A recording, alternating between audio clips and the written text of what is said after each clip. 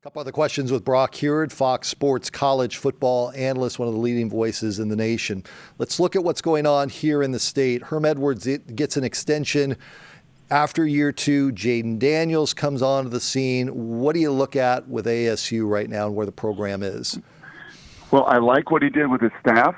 Obviously, you lose Danny Gonzalez, and that points to you're doing the right things when people want your staff. And I think Danny's a good one, and I think he's probably the right fit at a place that he's been before and knows how to have some success in New Mexico. And then you're able to keep Tony White. He doesn't go with Danny to be his D coordinator. He wants to stick around. He sees the traction being made, and he elevates him to a D coordinator spot. And I think the continuity of the system and the language and the verbiage and everything in place there. And I think that's a really good sign when people want to stick around and they want to be there. And then also, while Herm is, I think, a loyal guy, as many of those NFL guys tend to be, you also realize this offense is stagnant. This offense needs to do more. It needs to expand. It needs to grow. I need a young mind to push that forward, and goes out to Boise and gets a good young offensive mind. So I think, it's always the head coach. He's at the very top. But I think when you kind of look at those other telltale signs of your staff,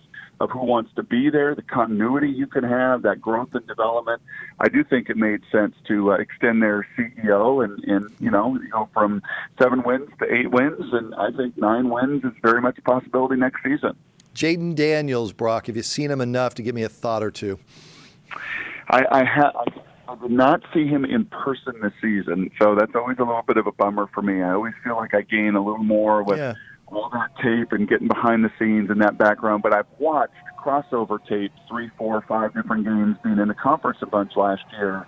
And he's a guy that is going to, really, really make a jump from freshman to sophomore year, physically more than anything else. I mean, he's got to put on 10 or 15 pounds. I think you all need to bring him in and out burgers 2-3 times a week, and he has just got to put on some more of that grown man strength, because when that comes with the other savviness with which he displayed, some of the twitch and suddenness that he makes both physically and in some of his processing, he's going to be in very, very good shape, and a guy that, to me, had some feel of Jake Plummer this year, right? And I know that name's held in high esteem as it should be down in your neck of the woods. But to come in as a true freshman to win that job with some other good competition around him, if he continues to grow and develop like Jake did in his time in Tempe, bright things on the horizon for that youngster.